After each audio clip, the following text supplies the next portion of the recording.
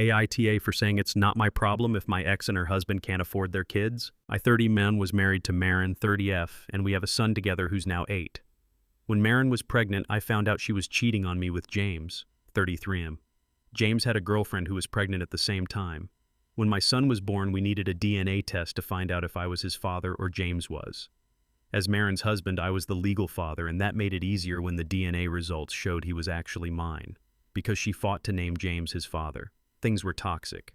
James was there for everything in the later pregnancy and the birth, and Marin told me nothing.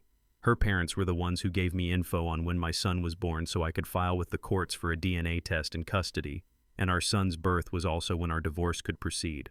James's ex ended up giving him custody of their daughter, and so they had her full-time and my son 50% of the time, and a year and a half later they had a daughter together. At this point they have James's daughter and 4 children together. And I won custody of my son 3.5 years ago because in order to force more money out of me, they wouldn't feed him enough and let him wear dirty old clothes. And I only paid child support because I earned more than Marin. But we had equal parenting time back then, so now Marin sees our son every other weekend. My son's in therapy to help him with all the mess he's witnessed and been a part of in some way in his young life. Marin was also ordered to pay a small amount of child support, but she only paid a few times. She always uses the excuse that she can't afford it, and that might be true.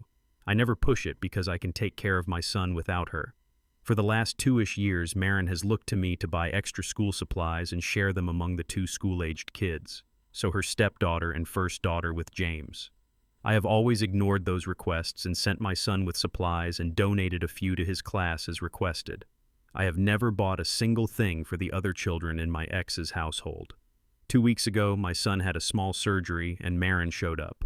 Marin brought up the school supplies issue and asked me to please be decent about this and get some supplies for her girls because they couldn't afford them. She told me they struggle to support the kids they have as it is, and their other kids suffer. I tried to move away from her, but she followed me to another table. So I told her I don't care if they can't afford their other kids. I told her that her other children are not my responsibility and she needs to figure something else out.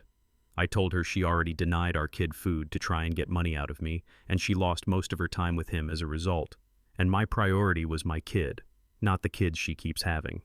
I told her I would not discuss it with her again, and I haven't, but she has sent many messages through the co-parenting app the courts have ordered us to use, where she calls me an asshole and not a good dad to our kid. My lawyer knows. He tells me to keep ignoring her. And for those who might wonder, this will not remove her visitation with him. It was difficult enough to get primary custody after her denying our son enough food to try and make me pay more. Unless my son is older and doesn't want to see her or CPS removes the other kids, nothing will change revisitation. Knowing all of this, AITA, follow for more.